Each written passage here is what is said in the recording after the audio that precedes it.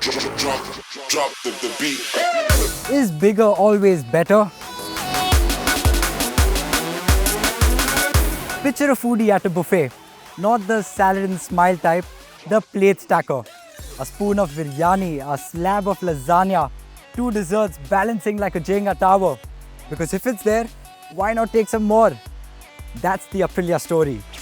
The SR started as a spicy little 150, grew to a 160, and now rolled up with the biggest helping on the table. The real question is, did Aprilia stack the plate with the right things or just more of the same? Welcome to PowerDrift. My name is Arezwa and this is the Aprilia SR175.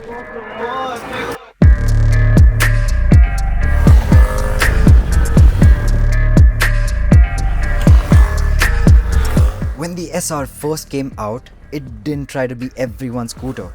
It was the one that parked next to commuter scooters and looked like it wanted a race. The DNA hasn't changed. What has changed is the muscle. More displacement, more urge, a proper colored dash and smartphone tricks. And crucially, all of this while still being the highest cc scooter you can buy under 2 lakh rupees. And that's the sweet part. Rivals like the Yamaha Aerox 155 and the Hero Xoom 160 sit higher on the price chart. This Aprilia walks in with the biggest displacement here without even asking for the biggest check. So if value equals performance per rupee, the SR175 starts strong.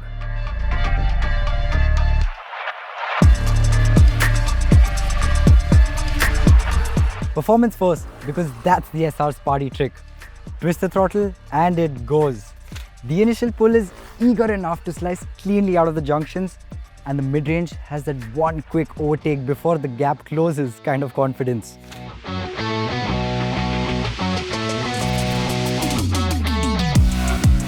In traffic, it zips. It's the kind of throttle response that makes you want to pick the inside line, dart between the two cars, and still have little left to clear between the bus ahead. Open it up and it'll hang with 150-200cc motorcycles on those college breakfast runs. No pretending, no praying, just go. The sound? Still Aprilia. Sporty, a little cheeky, like it's daring you to be late on purpose. Refinement is better than before, but not class leading. Vibrations have reduced, yes, but for some reason, at a standstill with the rear brake pressed, it buzzes more than it should.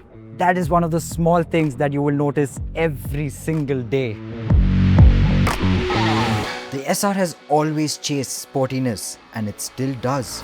The chassis feels planted when you're flowing, direction changes are crisp, and if you're the type who apex hunts on the way to class, you'll vibe with it. But comfort, that's where it feels like it skips stretching before a workout. The suspension is stiff, not a bit firm, stiff, properly stiff. City bumps, potholes, you feel them all. The rear is still fine, but the front doesn't comply and it all feels a bit of a disconnect. And the seat doesn't help. It ends early, and at 5'8", I'm already pushed onto that bump between rider and pillion. You end up perched, not seated. Taller or bigger riders will find themselves shuffling for a spot that doesn't really exist. Longish stints, you'll notice it. Now this is where it does pack value. You get a proper color TFT display with useful info. Phone connectivity, navigation, music controls, the stuff you actually use in 2025.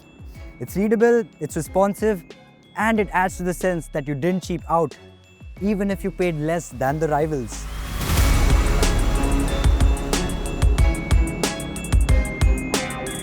Brakes? You get front ABS. Bite is sharp, sometimes a little too sharp. The rear can step out if you're a hard tapper, which is fun if you know what you're doing, but it'll surprise new riders. When When you buy the scooter, you're buying the SR experience. Performance that wakes up a boring commute. Attitude that looks good against glass buildings. Tech that feels modern. What you're not buying is plushness, a couch of a seat, or bigger scooter storage. It's character over convenience. Here's my take. The SR175 has grown in the ways Aprilia cares about. Speed, feel, show. It's quick, it's engaging, it's got the toys and it undercuts rivals while flexing the biggest displacement in class. But Aprilia hasn't put in the reps where scooters play their real role. Suspension comfort, seat ergonomics, everyday storage, and that last 10% of polish in refinement and brake tuning. If your heart says sporty scooter and your brain says I don't want to spend more, this hits the sweet spot. If your checklist starts with comfort and utility, you'll admire it from a distance and leave it to that.